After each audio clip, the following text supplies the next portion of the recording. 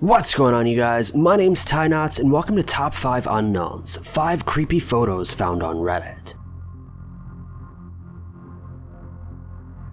This first photo comes from a Reddit user named Slacker1985, who works at a cell phone shop in Illinois. He states that back around 2008, there was a shooting that took place at a local school, resulting in multiple children losing their lives. After the shooting took place, Slacker was given multiple phones to charge, so that police could recover any text messages or usable data from the phone that may provide additional info about the case. In Slacker's post, he comments on the sheer amount of blood that these phones were covered in, with many of the phones being nearly destroyed during the attack. What's even worse is that once each of these phones was charged, they would illuminate with countless calls and text messages from worried friends and family asking if they were okay, though they clearly were not. The photo that you're seeing on screen was allegedly one of the phones recovered from this incident. The red in the corner of the screen is the victim's blood.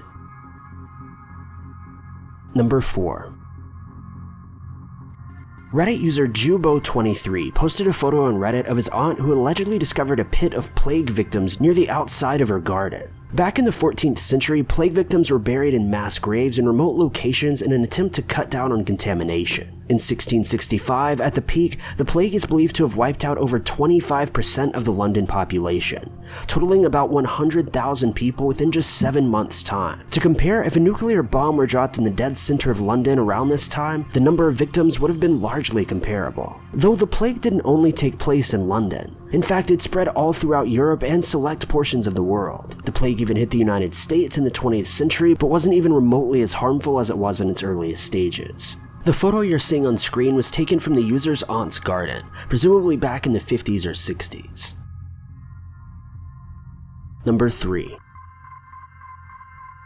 This next photo was posted by Reddit user Proval Cheesegal, who states that she's being haunted by the spirit of a deceased girl. The apartment building that she's renting was supposedly built back in 1889, and she tells the story of a day that she, her husband, and youngest son were returning home one evening and found that every light in her apartment had been turned on, and the faucet in the bathroom had been turned on as well, though she made sure to turn off all of these lights and appliances before she left earlier that morning. Her son is said to have then run to check on the faucet in the bathroom, but when she called for him, he didn't answer. The boy's dad then headed up the stairs and found that the boy was safe, though the mother couldn't shake the feeling that there was someone else in the house. Later that night, she took the photo that you're seeing on screen, and if you look in the right-hand portion of the photo, you can clearly see a small portion of a little girl's face. The user claims that this little girl was likely responsible for this event.